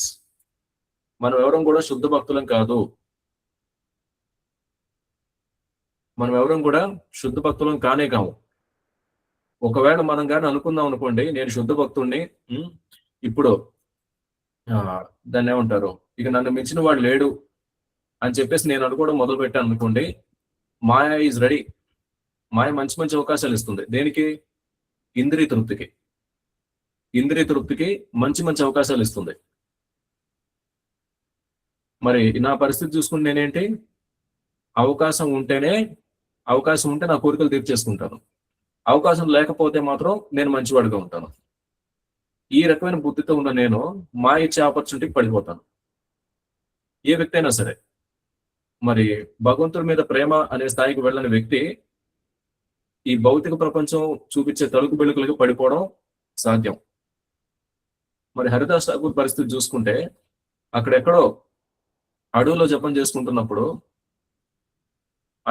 చేసుకుంటున్నప్పుడు మరి ఒక యుక్త వయస్కురాలైన అమ్మాయి మరి అతని ముందుకు వచ్చి ఇంకా ఆవిడ అందచందాలన్నీ చూపించి మరి నన్ను అనుభవించవచ్చు కదా అని అడిగినప్పుడు సాధారణంగా ఎవరైనా ఏం ఆలోచిస్తారు? ఇది ఎక్కడో అడవి, ఊరు ఎక్కడో ఉంది. మరి అడవులో నేను తృప్తిగా నేను ఈ అమ్మాయిని అనుభవించినా గానీ ఎవరికి తెలుస్తుంది? ఈ రకంగా మనల్ని మనం మోసం చేసుకుంటాం అన్నమాట. ఇప్పుడు మనం మాట్లాడుకునేవన్నీ ప్రాక్టికల్ విషయాలు. Those are very practical things. అప్పుడు మనకి ఇంద్రియ నిగ్రహం, 4 నియమాలు ఇవన్నీ గుర్తొస్తాయా అంటే ఇంకా అది మనం ఆలోచించుకోవాలి. అప్పుడు ప్రభుపాల్ వారు గుర్తొస్తారా? కృష్ణుడు గుర్తొస్తారా? లేదు, నా గురువు గారు చెప్పారు, పరస్త్రీని తల్లితో సమానంగా చూడాలి, తల్లిలాగే చూడాలి అని గురువు గారు చెప్పిన మాటలు మనకు గుర్తొస్తాయా? ఇది ఆడవాళ్ళైనా మగవాళ్ళైనా మనల్ని మనం ప్రశ్నించుకోవాలి. ఇంకొకటి, మనం భగవంతుడి దగ్గర ఎందుకున్నామయ్యా అంటే ఎవరికి ఉండే కష్టాలు వాళ్ళకున్నాయి, ఎవరికి ఉండే ఆర్థిక స్థితిగతులు వాళ్ళకున్నాయి. మనకంటూ కొంచెం అప్పులు ఉన్నాయి, కొంచెం భయం వేస్తుంది మనకి, భగవంతుడి మీద కొంచెం ఆధారపడాలి, వచ్చే ఆదాయం కూడా మనకు సరిపోవడం లేదు. ఇవన్నీ practical things. All these are very very practical things. Suppose overnight, రాత్రికి రాత్రి మనకి ఒక 100 కోట్లు 200 కోట్లు వచ్చి మన బ్యాంక్ అకౌంట్ లో పడిపోయింది, లేదా అంత సంపద ఒకేసారి వచ్చేసింది మనకి. మనకున్న ఆర్థిక సమస్యలు ఇక జీవితంలో ఉండే అవకాశమే లేదు. అటువంటి పరిస్థితిలో మనం భగవంతుడి నామం జపం చేయడం అనేది చేస్తామా? ఇది ఎవరికి వాళ్ళం మనల్ని మనం నిజాయితీగా ప్రశ్నించుకోవాల్సిన విషయం. ప్రశ్నించుకోవాలి. బాగా డబ్బులు వచ్చేస్తే మనం జపం చేస్తామా? అప్పుడు కృష్ణుడు అవసరం లేదు, గురువు అవసరం లేదు. మంచిగా తిరుపతి వెళ్ళాల్సిన వాళ్ళం థాయిలాండ్ వెళ్తాం. అవునా కదా?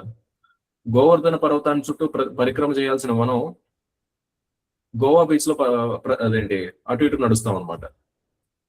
Because that is our mentality. Innate mentality అదంతా. మరి మనం ఎవరం అనేది అంటే శరీరం వేరు, ఆత్మ వేరు. Yes, that is correct only. అది అడ్వాన్స్డ్ థింక్. కానీ అడ్వాన్స్డ్ థింక్ కన్నా ముందు మనల్ని మనం తెలుసుకోవడం అంటే ముందు మన మైండ్ ఏంటో మనం తెలుసుకోవాలన్నమాట. మన ఉద్దేశాలు ఏంటనేది మనం తెలుసుకోవాలి. That is also important. ఎందుకు ప్రభు ఇంత ఆలోచించడం అంటే, ఎందుకు ఇంత ఆలోచించాలి? మన గురించి మనం ఇంత ఆత్మ పరిశీలన మనం ఎందుకు చేసుకోవాలి అంటే ఆ ప్రశ్నకు సమాధానం ఏంటి? ఓవర్ కాన్ఫిడెన్స్, ఆత్మవిశ్వాసం ఉండడం అనేది దట్ ఈస్ ఓకే. కానీ మన మీద మనకి అతి విశ్వాసం ఉన్న రోజు ఇక మనం పతనానికి దగ్గరలో ఉన్నామని చెప్పేసి అర్థం అనమాట. మన మీద మనకి అతి విశ్వాసం ఉండడం అస్సలు మంచిది కాదు. ముఖ్యంగా ఆధ్యాత్మిక విషయాల్లో. ఇది ఆధ్యాత్మిక విషయం ఏదో చిన్న చితక విషయం కాదు. ఇది మీరు భౌతిక విషయాల్లో ఏమన్నా అతి విశ్వాసం ప్రదర్శిస్తే కొద్దిగా నష్టపోతారు. కానీ ఆధ్యాత్మిక విషయాల్లో అతి విశ్వాసం అనేది మనం పాటించామంటే మేము చాలా శుద్ధ భక్తులం, మేము చాలా అడ్వాన్స్డ్ అయిపోయాం, మాకు చాలా అడ్వాన్స్డ్ ఆధ్యాత్మిక జ్ఞానం ఉంది అని మీరు అనుకుంటే, ఒకవేళ ఉన్నా సరే మీరు ఉంది అనుకోకూడదు. ప్రభుపాదుల వారు కూడా ఒక న్యూస్ రిపోర్టర్ మీరు శుద్ధ భక్తులు కదా అని చెప్పేసి అడిగితే ప్రభుపాదుల వారు ఒప్పుకోలేదు. లేదు నేనే శుద్ధ భక్తుని కాదు అన్నారు. ప్రభుపాదుల వారి సంగతి చూస్తూ ఇలా ఉంటే చివరికి రాధారాణి కూడా ఆవిడేదో శుద్ధ భక్తురాలని చెప్పేసి రాధారాణి కూడా చెప్పుకోదు. రాధాకృష్ణుల ముందుకి ఒక భక్తుడు వెళ్ళి వాళ్ళని ప్రార్థించడం మొదలు పెడితే రాధారాణి కృష్ణుడితో చెప్పే విషయం ఏంటో తెలుసా? ఇదిగో ఇలా చూడు, ఒక మంచి భక్తుడు వచ్చాడు, నాతో పోల్చుకుంటే ఈ భక్తుడు చాలా మెరుగైన వ్యక్తి అని చెప్తుంది. అంటే రాధారాణికి కూడా నేను చాలా మెరుగైన భక్తురాల్ని, నేను చాలా గొప్ప భక్తురాలు అనే ఫీలింగ్ రాధారాణికి కూడా లేదు. కానీ నాకుంది. అంటే ఇక నేను ఏ రకమైన వ్యక్తిని అనేది నేను అర్థం చేసుకోవాలి. నాకున్న అతి విశ్వాసం ఏ స్థాయిది అనేది నేను అర్థం చేసుకోవాలి. మనందరం దయచేసి గుర్తుపెట్టుకోండి, అనర్థ నివృత్తి అనే ప్రక్రియలోనే ఉన్నాం. అనర్థ నివృత్తిలో ఉన్న మనం ఎవరం కూడా we are not at all advanced. మనకున్న మలినాల్ని కడుక్కుంటున్నాం అనమాట. స్నానం కూడా చేయలేదు, జస్ట్ శరీరానికి అంటుకున్న బురద ఏదైతే ఉందో ఆ బురదని రుద్దుకుని దాన్ని శరీరం నుంచి తొలగించే ప్రక్రియలో ఉన్నాం. తర్వాత ఇంకా నీళ్లు పోసుకోవాలి, సోప్ అనేది రుద్దాలి, తర్వాత కొంచెం సుగంధ ద్రవ్యాలు అవి పూసుకోవాలి. అంటే అర్థం అవడానికి ఒక ఉదాహరణగా చెప్తున్నాను ఇదంతా. ఇంకా బురదను కడుక్కునే ప్రక్రియలోనే ఉన్నాం మనం అంతా. కొంతమందికి ఇంకా బురద వేసుకుంటారనమాట. ఎందుకు? బురద చల్లగా కంఫర్టబుల్ గా ఉంది కాబట్టి. These are mentalities. సో భగవద్గీతని ఈ రకంగా మీరు ప్రతిరోజు చదువుకోండి. మీరు కొంచెం టైం అనేది స్పెండ్ చేయాలి. 16 మార్ల జపం ముఖ్యమే, అలాగే భగవద్గీత చదువుకోవడం కూడా ముఖ్యం అనమాట. ఓకే, అదొకటే కాదు, మీరు మీ ఇంట్లో పిల్లలకు కూడా నేర్పించాలి. చదువు అయిపోగానే జీవితం సక్సెస్ఫుల్ కాదు. చాలా మంది చదువు అంటారు. చదువు అయిపోయిన తర్వాత అసలు జీవితం మొదలవుద్ది. అసలు జీవితం మొదలైతే చదువైన తర్వాతే. మరి ఆ సమయానికి మన పిల్లలు అనేవాళ్ళు సిద్ధంగా ఉండాలంటే భగవద్గీత అనేది నేర్పించాలి. వాడు కొంచెం ఆదాయం తక్కువ ఉన్న వ్యక్తి, లేకపోతే కొంచెం శాలరీ తక్కువ వచ్చినా పర్లేదు, వాడు మనిషి. బేసిక్ గా వాడు ఒక మనిషిలా బతకాలంటే భగవద్గీత చదువుకోవాలి, భగవద్గీత చదువు అర్థం చేసుకోవాలి. లేదంటే ఇంకా అవకాశం లేక మంచివాళ్ళం అనే జనాభానే ఉంటుంది అనమాట. అవకాశం ఉంటే ఎవడు అసలు రంగులు వాడు చూపిస్తాడు. Okay, so more discussion will do in next session. Narayana Swami Prabhu, so you can please take up. Hare Krishna.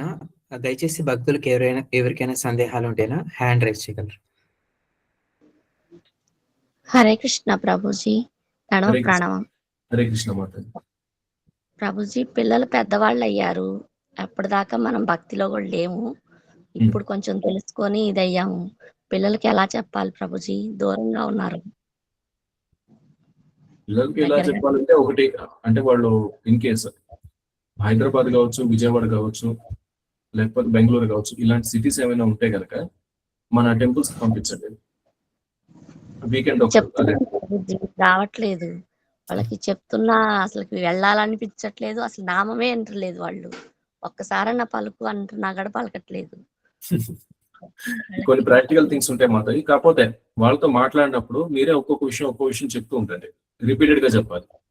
ఇప్పుడు మీ పిల్లలు అంటే మేబీ వాళ్ళకి, అంటే నేను ఒక అంచనా వేస్తున్నా, ఓ 25 ఏళ్ళు లేకపోతే 26 ఏళ్ళు ఉండొచ్చు, అవునా? Maybe somewhere. మరి ఏదో ఒకేసారి ఒకే లెక్కలో వాళ్ళు భక్తులు అయిపోవాలంటే సాధ్యం కాదు. ఇంకా మీ పిల్లలు ఇది వచ్చి 26 ఏళ్ళు ఎంతో. మరి మా మదర్ వచ్చేసి నాకన్నా చాలా పెద్దదే కదా. మరి నేను 3 సంవత్సరాలు 4 సంవత్సరాలు దాదాపు అలా చెప్పుకుంటూ వెళ్తే then she started doing 16 rounds ఒక 3 years బ్యాక్ ముందు నుంచి. అదే అంత ఈజీ కాదు మాతాజీ. మనం కొంచెం ఓపిక అయితే పెట్టాలన్నమాట. అదే ప్రభుజీ చెప్తానే ఉన్నాను ప్రభుజీ. టెంపుల్ కి దగ్గరగా ఉంటారు, ఒక్కసారైనా వెళ్ళి రండి అంటే అమ్మాయి ఏమో అమ్మవారి గుళ్ళకి వెళ్ళిపోతుంది, అబ్బాయి ఏమో అసలు ఏది పట్టించుకోడు, అసలు ఏది దేవుణ్ణి అనేది కొంచెం దూరం పెడతాడు ఆయన. అదే మీరు మామూలుగా మీ పిల్లలతో మాట్లాడేటప్పుడు ఈ భగవద్గీతకు సంబంధించిన ఒక విషయమో, భాగవతానికి సంబంధించిన ఒక విషయమో అలా చెప్తూ ఉండండి. ఇంకొకటి, సరే టెంపుల్స్ కి రెగ్యులర్ గా వెళ్ళడం అంటే వాళ్ళకి అది చాలా పెద్ద విషయం అయి ఉండొచ్చు, కానీ అట్లీస్ట్ ఈ జన్మాష్టమి కావచ్చు, రాధాష్టమి కావచ్చు, బ్రహ్మోత్సవాలు కావచ్చు, ఈ టైంలో కొంచెం హెల్ప్ చేయమని చెప్పండి. మేబీ ఇప్పుడు వాళ్ళు టెంపుల్కి వెళ్ళడం అంటే మేబీ నెలకు ఒకసారో, లేకపోతే సంవత్సరానికి ఒకసారో, లేకపోతే 3-4 నెలలకు ఒకసారో, అంటే ఆ రకంగా వెళ్ళమంటే వీళ్ళు వెళ్తారు. అవునా? మాతాజీ కుకింగ్ మీ చేతిలో ఉంటది కదా మాతాజీ, ప్రసాదం ఇస్తూ ఉండండి. మీరు చాలా చేంజ్ చూస్తూ ఉంటారు. అంటే వాళ్ళు మొత్తం బయట ప్రసాదం కూడా. దగ్గరలో ఉంటే ఇచ్చేదాన్ని, వాళ్ళు దూరంగా బయట ఉన్నారు, హైదరాబాద్ లోనే ఉన్నారు ఇద్దరు.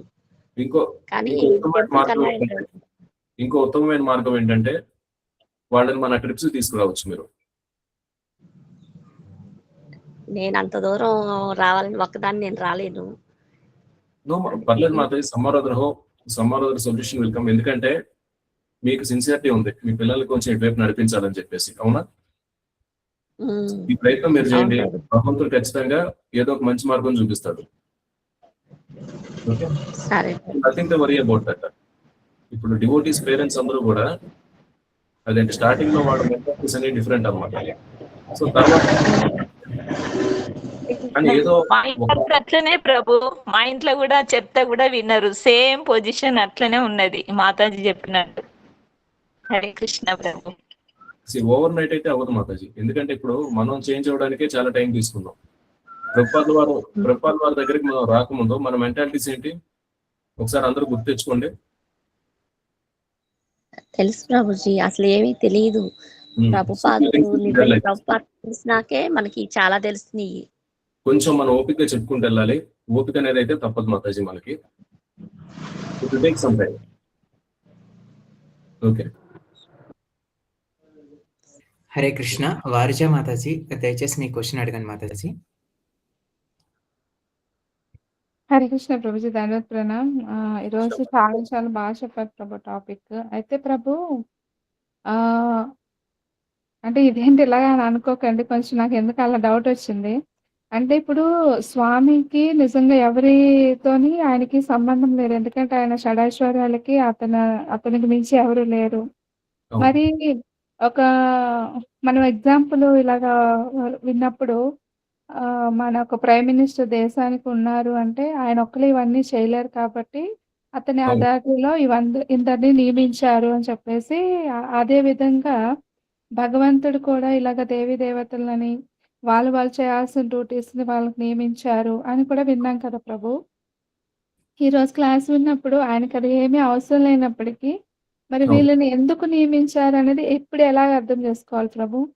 ఎందుకంటే వాళ్ళు కూడా భౌతిక ప్రపంచంలో చేయడానికి కొన్ని డ్యూటీస్ అనేవి ఇచ్చారనమాట. కారణం, దేవతలు అనేవాళ్ళు భగవంతుడికి సేవకులు అనమాట. దేవతలు అనేవాళ్ళు వాళ్ళు భగవంతుడు భక్తులే, కాకపోతే వాళ్ళకి ఏంటి భౌతిక సుఖాన్ని కొంచెం ఆస్వాదించాలి అనే కోరిక ఉండడం మూలంగా వాళ్ళు భౌతిక ప్రపంచంలో ఉన్నారు. సరే, ఎటు భౌతిక ప్రపంచంలో ఉన్నావు కాబట్టి ఇగో ఈ కొన్ని పనులు చేసుకోమని చెప్తారు. ఎవరు? భగవంతుడు. భౌతిక ప్రపంచానికి సంబంధించిన విషయాలు వచ్చేసి భగవంతుడు వ్యక్తిగతంగా చూడడం. అందుకని చెప్పేసి ఇలాంటి శక్తివంతమైన జీవులు ఎవరైతే ఉన్నారో ఎవరు దేవతలు అనమాట, వాళ్ళకి పనులు అప్పచెప్పారనమాట. సూర్యచంద్రులు కావచ్చు, వాయువు కావచ్చు, వాయుదేవుడు కావచ్చు, వరుణదేవుడు కావచ్చు, దేవేంద్రుడు కావచ్చు, వీళ్ళందరూ ఏంటంటే భౌతిక ప్రపంచంలో కొన్ని పెద్ద స్థాయి బాధ్యతలు అప్పచెప్పబడ్డ వ్యక్తులు. అంటే ప్రభు ఇక్కడ ఈ భౌతిక ప్రపంచంలో ఎవరైనా కూడా ఏ పని చేయకుండా ఉండలేరు, కాబట్టి అట్లా వాళ్ళకి ఇచ్చారు అని అర్థం చేసుకోవాలి ప్రభు. ఏ పని చేయకుండా ఉండడం అనేది భౌతిక ప్రపంచంలో సాధ్యమయ్యే పని కాదు. That is one thing. రెండోది, మరి వీళ్ళు కూడా వీళ్ళకి ఏదో పనప్పు చెప్పాలి కాబట్టి ఈ పనప్పు చెప్పాడు అనమాట. భగవంతుడు నేరుగా వ్యక్తిగతంగా భౌతిక ప్రపంచ కార్యకలాపాల్లో చేపెట్టడం. కానీ అవన్నీ జరిగేలా చేసేది ఆయన నుండే కదా ప్రభు అవుతుంది. సంకల్పంతో అవుతుంది. సంకల్పంతో. ఎవరు కానీ మరి సంకల్పిస్తారంటే ఆ! ఆ! కింద పనంతా చేసేది వీళ్ళనమాట. ఓకే ఇంకోటి, ప్రభు. ఈ సృష్టి అంతా ఏర్పడటం కేవలం భగవంతుడి సంకల్పం చేత అవుతుంది. కానీ ఇదంతా అమలు చేసేది ఎవరు? సృష్టి స్థితి ప్రళయ సాధన శక్తి రేఖ ఛాయేవ యస్య భువనాని విభర్తి దుర్గ. సంకల్పించేది భగవంతుడే. కానీ తర్వాత ఈ భౌతిక పదార్థాలన్నీ ఏ రకంగా ఏర్పడాలి? ఇదంతా చూసుకునేది ఎవరు? దుర్గాదేవి. సృష్టి స్థితి ప్రళయ సాధన శక్తి రేఖ ఆ రకంగా అన్నమాట.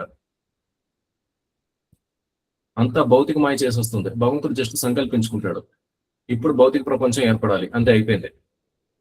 భగవంతుడు చేసే పని అయిపోయింది, జస్ట్ సంకల్పం అయిపోయింది. ఇప్పుడు మిగిలిందంతా ఈ భౌతిక శక్తి చేస్తుంది. ఎలా చేస్తుంది? పదార్థాలు ఏ రకంగా ఏర్పడతాయి? ఇవన్నీ సాంఖ్యశాస్త్రంలో కపిల ముని చెప్తాడు అనమాట. ఎవరికి? దేవహూతికి. ఇంకా అదంతా it is a very big topic. Last year మనం డిస్కస్ చేసాం. Okay, thank you Prabhu. Hare Krishna. Okay, Hare Krishna. Kashi Shankar Prabhu, మీ క్వశ్చన్ అడగండి ప్రభు. హరే కృష్ణ ప్రభు, ధన్యవాద్ ప్రణామ్. హరే కృష్ణ ప్రభు, దండవత్ ప్రభు. కోటాను కోట్లలో ఎవరో ఒకరే శ్రీకృష్ణ భగవాన్ని చేరుతారని చెప్పేసి అన్నారు భగవంతుడు. అలానే ప్రభుపాద్జీ అంత ఉన్నతమైన స్థానాన్ని కృష్ణ ఇచ్చాడు. కానీ ప్రభుపాదికి ఏ కర్మ చేత అన్ని కష్టాలు వచ్చాయి. రోడ్ల మీద అన్నం లేకుండా పడిపోవడం కానీ విశ్వవిజేత బుక్ లో ఉంది ప్రభు. అసలు ఆ కష్టాలు చూస్తే మనకే ఏడుపు వస్తుంది.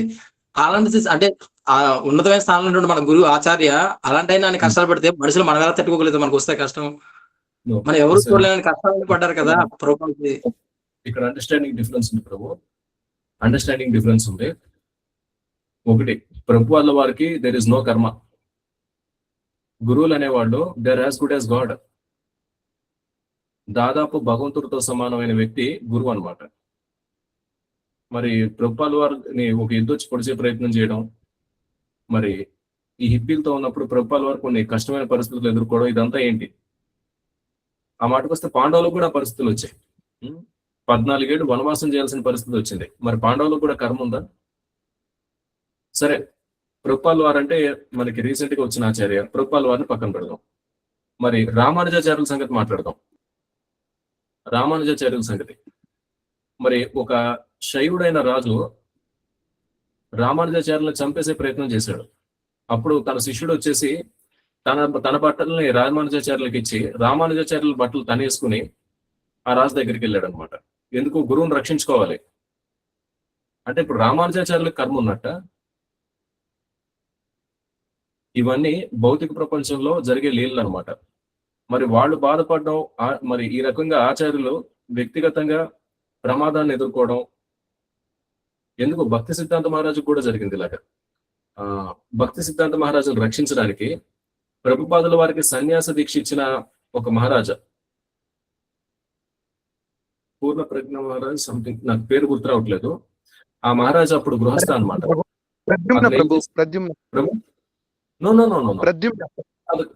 కాదు ప్రద్యుమ్న కాదు. ప్రభుపాల వారి గురువైన భక్తి సిద్ధాంత మహారాజ్ ఎవరైతే ఉన్నారో, భక్తి సిద్ధాంత మహారాజ్ని కొంతమంది ప్రమాదకరమైన వ్యక్తుల బారి నుంచి రక్షించడానికి భక్తి సిద్ధాంత మహారాజ్ని రక్షించడానికి ఆయన తెల్ల బట్టలు భక్తి సిద్ధాంత మహారాజ్కి ఇచ్చి భక్తి సిద్ధాంత మహారాజ్ బట్టలు ఈయన వేసుకున్నాడు. ఈయన వేసుకుని దెబ్బలు తిన్నాడు అనమాట. సరే, ఆ గండం నుంచి, ఆ ప్రమాదం నుంచి బయటికి కూడా వచ్చేసారు. ప్రభుపాదుల వారు ఆయన గురించి గర్వంగా చెప్తారు కొన్నిసార్లు. అంటే మా గురు మహారాజ్ని కాపాడడం కోసం ఎంత ప్రమాదాన్నైనా తట్టుకోవడానికి మై గాడ్ బ్రదర్, అంటే నా తోటి శిష్యుడు ఇంత చేశారని చెప్పేసి ప్రభుపాల వారు గర్వంగా చెప్పుకుంటారు అనమాట. ఆ వ్యక్తే, ఆ మహారాజే ప్రభుపాల వారికి సన్యాసం దీక్ష ఇచ్చారు. ఇది ప్రభుపాల వారు సన్యాసం తీసుకుంటున్నప్పుడు.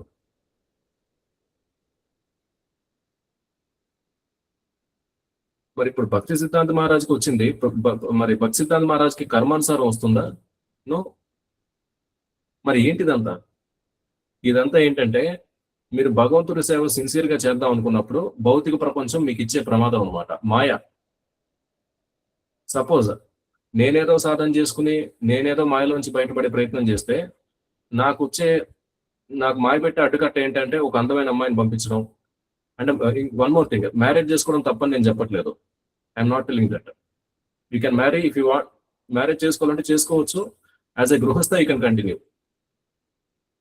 కానీ దానికి కూడా ఏంటంటే కొన్ని విషయాలు మనం పాటించాల్సి ఉంటుంది. In case if some devotee wants to marry, మరి ఆయన ఏం చేయాలి?